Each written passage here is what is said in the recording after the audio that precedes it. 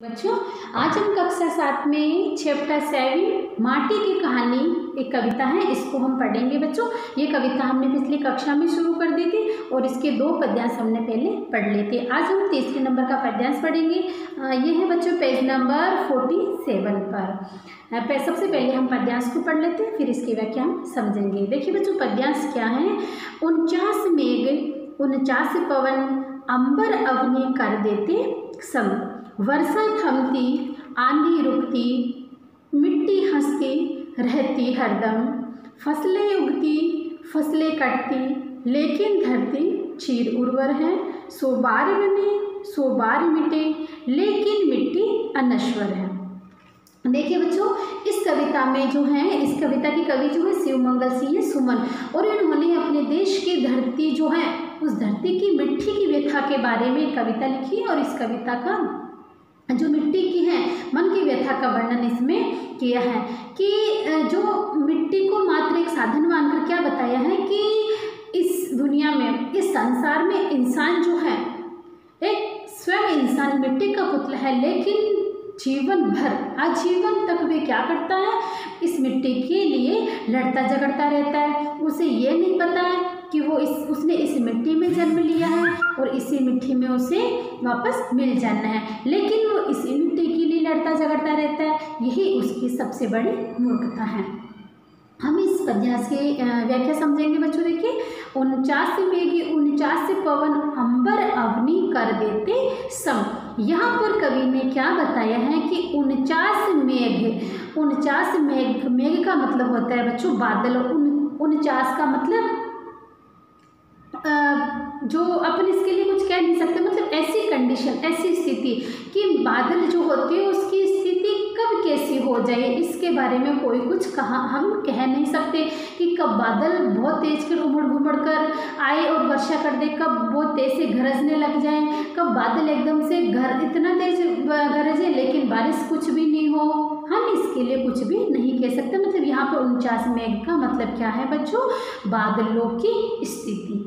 अब है 49 पवन।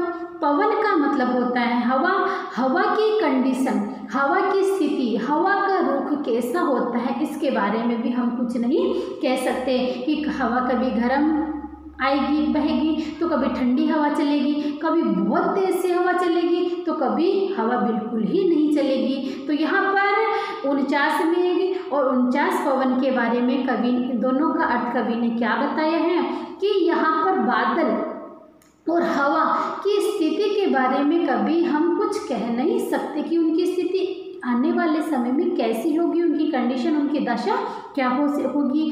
अंबर अवनी कर देते सम। अंबर, अंबर का मतलब होता है बच्चों आकाश, और अवनी, अवनी का अर्थ होता है बच्चों पृथ्वी। यहाँ पर क्या बताया है कवि ने कि वर्षा और हवा की जो स्थिति होती है वह आकाश और पृथ्वी की क्या दशा करती है। ये तो वो उस जब वो हवा चलती है, बहुत तेज की बारिश होती है, तब उसकी मतलब पृथ्वी और आकाश की क्या हालत होती है वो देखने के बाद ही पता चलती है। यहाँ पर कवि का मतलब ये है कि जब अंबर अवनी कर देते सम, सम का मतलब होता है एक समान। जिस तरह से बहुत तेज की आंधी आएगी, आंधी आती है ना, तो सारा कचरा मिट्टी उड़ के चले जाते, एक स्थान से दूसरे स्थान पर चले जाते हैं। मिट्टी हटेगी कहीं से तो वहाँ पर खड्डे हो जाएंगे।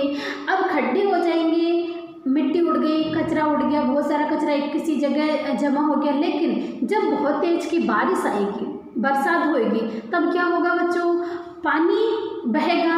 उस पानी के बहाव से कुछ मिट्टी भी बहेगी और वो मिट्टी बहकर कहाँ जाएगी, जब जहाँ जाएगी कि जब आंधी आने पर वो मिट्टी वहाँ से उड़ी थी, वहाँ पहले खड्डा हो चुका था, तो अब बारिश होने के बाद वहाँ पर क्या होगा, वही दूसरी मिट्टी बहकर वापस उस खड्डे में आ जाएगी और वो खड्डा वापस भर जाएगा, कुछ कचरा जाएगा, कुछ मिट्टी जाएगी, वापस वो भर जाएगा और बिल्कुल एक समान वो हो जाएगा।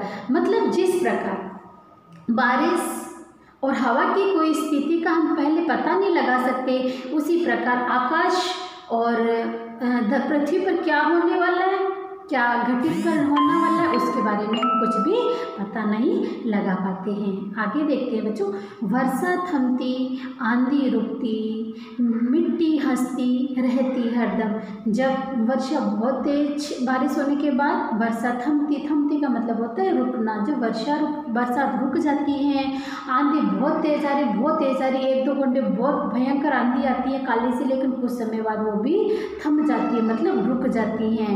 लेकिन मिट्टी हंसती रहती हरदम, लेकिन फिर भी मिट्टी हमेशा हंसती रहती है, हमेशा अपने कार्य में लगातार वो लगी रहती है कि आंधी आई, मिट्टी उड़ गई, हंसते हंसते उस आंधी के साथ में वो भी चली गई, लेकिन पुनः जब बारिश हुई तो वही मिट्टी एक जगह जमकर वापस बहकर जहाँ उसको जाना था, जहाँ उसको रुकना था, वहाँ चली गई। समझ में आया? इसका मतलब ये है कि जिस प्रकार हम मिट्टी हर समय में सुख और दुख में अपने आप को ढाल लेती है, उसी अनुसार हमें भी सुख और दुख में मनुष्य को भी अपने उसी रूप में अपने को ढाल लेना चाहिए। लगातार मन लगाकर, लगातार परिश्रम के साथ, बड़ी पूरी लगन के साथ हमें कार्य करते रहना चाहिए। फसलें उगती, फसलें कटती, लेकिन धरती चिर उर्वर है।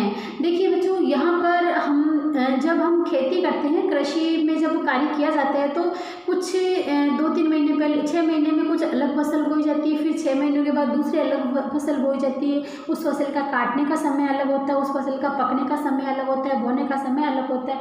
यहाँ पर यही बात बताई गई है कि फसलें उगती है। जब फसलें उगाती हैं तो फसलों की देख रेख होती है, पक जाती है फसलें तो उसे काटा जाता है, लेकिन धरती फिर भी चीर उर्वर रहती, मतलब चीर का मतलब है उपजाऊ, उर्वर का मतलब होता है बच्चा उपजाऊ, और चीर का मतलब होता है दीर्घकालीन मतलब लंबे समय तक। जिस प्रकार हम खेत में कोई फसल बोएंगे, उस फसल को काटेंगे, उस फसल को काटने के बाद वापस उसी खेत में हम दूसरी फसल बोने जाते हैं तो वह मिट्टी हमें और अधिक, पहले से अधिक उपजाऊ में मिलती है।